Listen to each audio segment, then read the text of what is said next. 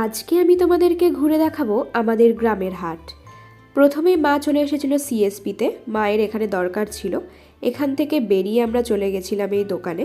এখানে শুনেছি ভালো শাখা পাওয়া যায়। শাখা ছিল ঠিকই, কিন্তু মায়ের হাতের সাইজের সাথে ঠিক মেলেনি। তো আমরা চলে যাচ্ছিলাম হাটের ভেতরে। এরপর আমরা চলে আসলাম এই কাপড়ের দোকানটাতে। হাটে আমাদের এরকম অনেক কাপড়ের দোকান কিন্তু বসে। এই দোকান থেকে আমি পুজোর সময়ও একটা শাড়ি কিনেছিলাম। এরপর আমরা আরও ভিতরের দিকে যে জামা কাপড়ের দোকানগুলো আছে এখান থেকে ঘুরছিলাম। এখানে দেখো, আমার বোনের কিন্তু একটা কুর্তি পছন্দ হয়েছিল, তো সেটাইও আমাকে দেখাচ্ছিল যে এই কুর্তিটা কীরকম লাগছে। একেবারে খারাপ লাগছিল না, মোটামুটি ঠিকঠাক ছিল। এরপর চলে এসেছিলাম মাছ বাজারে। আমাদের এই হাটে বসিরহাট থেকে কিন্তু অনেক ভালো ভালো মাছ আসে, একদম ফ্রেশ। আমিও মাঝে মাঝে হাট থেকেই মাছ কিনি, ম্যাক্সিমাম টাইমই আমি স্টেশন বাজার থেকে মাছ কিনে আনি, কারণ আমি কলেজ যাই, তো ফেরার সময় আমার ওখান থেকে মাছ নিতেই সুবিধা হয়। আমরা এখানে আরও মাছ দেখছিলাম। এখানে রুই, কাতলা, সিলভার কাপ, চিংড়ি, এমনকি এখানে কাঁকড়াও কিন্তু ছিল। মাছের দোকানগুলো থেকে বেরিয়ে আমরা চলে এসেছিলাম এবার সবজি যেদিকে বসে সেই দিকটাতে। এখান থেকে মা নিয়ে নিচ্ছিল 3 কেজি মতো চন্দ্রমুখী আলু, তো আমি একটু বেছে দিচ্ছিলাম। মা নিয়ে নিচ্ছিল এখন টাটকা তাজা একদম নতুন গাছের ভেন্ডি। এই দোকানটাতে মোটামুটি অনেক রকমের সবজিই ছিল, তো ম্যাক্সিমাম সবজি আমাদের এখান থেকে নেওয়া হয়ে গেছিলো।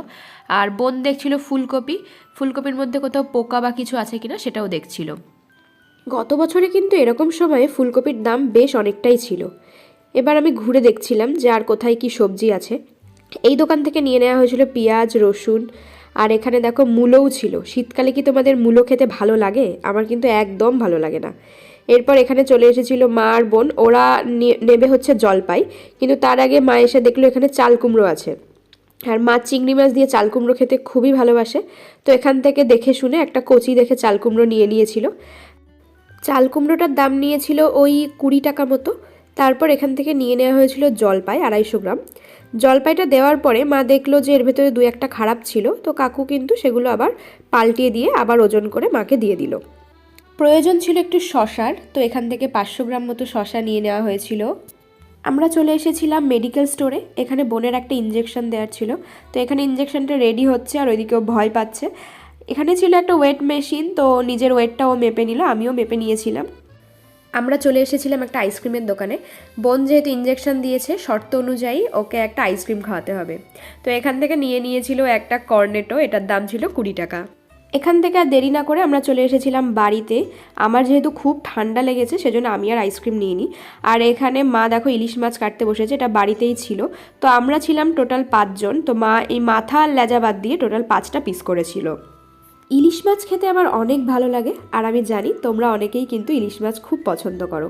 যেহেতু আমি রাতেই আবার ওই বাড়িতে ফিরে যাব, সেই জন্য মা রাতে কিন্তু এখন সর্ষে ইলিশ রান্না করবে, তো লেজা মাথা বাদ দিয়ে ওই 5 পিস মতো হয়েছিল। বাবা আবার এনেছিল গলদা চিংড়ি, তো বোন সেটাই তোমাদেরকে দেখাচ্ছিল। আর তার সাথে ছিল কাঁকড়া। কাঁকড়াও কিন্তু আমার খুব প্রিয়। তো চলো, ভিডিওটা ভালো লাগলে লাইক, কমেন্ট, শেয়ার করে দিও, চ্যানেলটা সাবস্ক্রাইব করে দিও। আজ তবে আসি।